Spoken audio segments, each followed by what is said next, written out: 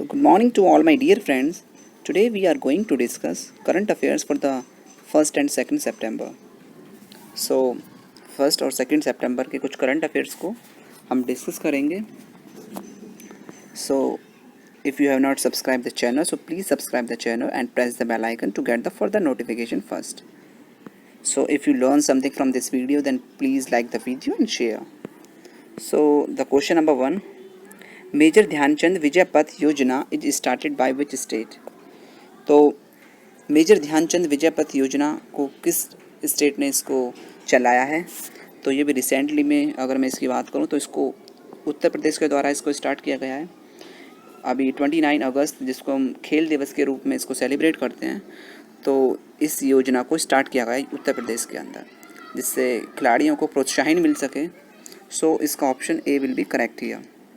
So the question number 2, that is, name the new election commissioner which have take the place of Ashok Lavasa. तो हाल फिलहाल में ही नए election commissioner को क्या है कार्यभार सौंपा गया है अशोक लवासा जी के प्लेस पर. तो हमें उनका नाम बताना है. तो क्या वो राजीव कुमार हैं, क्या वो आदित्य पुरी हैं, क्या वो आर के पाठक, या क्या वो आर लक्ष्मीकांत दास हैं. तो नए इलेक्शन कमिश्नर बने उनका नाम है Rajiv Kumar. So the option A will be correct here. Question number 3.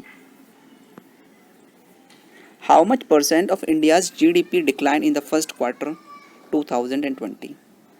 तो फर्स्ट क्वार्टर के अंदर जो जीडीपी है उसमें कितने परसेंट का डिक्लिनेशन देखा गया है? तो अगर मैं यहाँ पे अप्रोप्रिएट ऑप्शन की बात करूँ तो 23 मुझे यहाँ पे सही लग रहा है.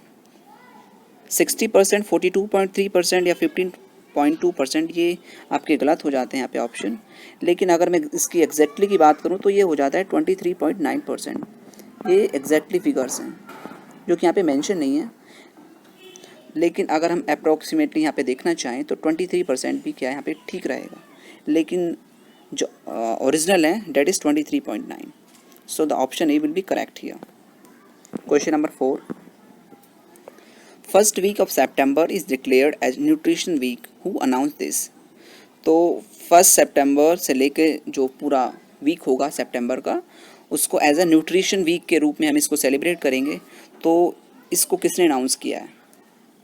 तो इसको नरेंद्र मोदी जी द्वारा इसको अनाउंस किया गया है. So the option B is correct here. Question number 5. World largest solar tree is generated by which of the state of India. तो हाल ही फिलहाल में एक सोलर ट्री बनाया गया है which is the world largest solar tree. So ये भी it's a important question here. तो हमें बताना है कि किस स्टेट ने इसको डेवलप किया है. क्या वो वेस्ट बंगाल है, क्या वो केरला है, क्या वो आंध्र प्रदेश है, क्या वो अरुणाचल प्रदेश. तो इसको वेस्ट बंगाल द्वारा इसको बनाया गया है. और अगर मैं यहाँ पे बात करूँ कि वेस्ट बंगाल के अंदर भी कहाँ, तो ये दुर्गापुर के अंदर इसको बनाया गया है. तो एक वेस्ट बंगाल के अंदर एक जगह पड़ता है, आई थिंक एक ज़िला है जिसको बोलते हैं दुर्गापुर, तो उसके अंदर इसको बनाया गया है. Question number 6. CBDT central board of direct taxes tenure extended for 6 month. Who is the chairman of CBDT. तो CBDT के जो चेयरमैन है उनका जो कार्यकाल है वो 6 महीने के लिए उसको टेन्योर जो है उसको बढ़ा दिया गया है. तो हमें बताना है कि CBDT के जो चेयरमैन है उनका नाम क्या है. क्या वो आर के पुरी हैं, क्या वो एस श्रीनाथ हैं, क्या वो राकेश अस्थाना हैं, या वो प्रमोद चंद्र मोदी हैं.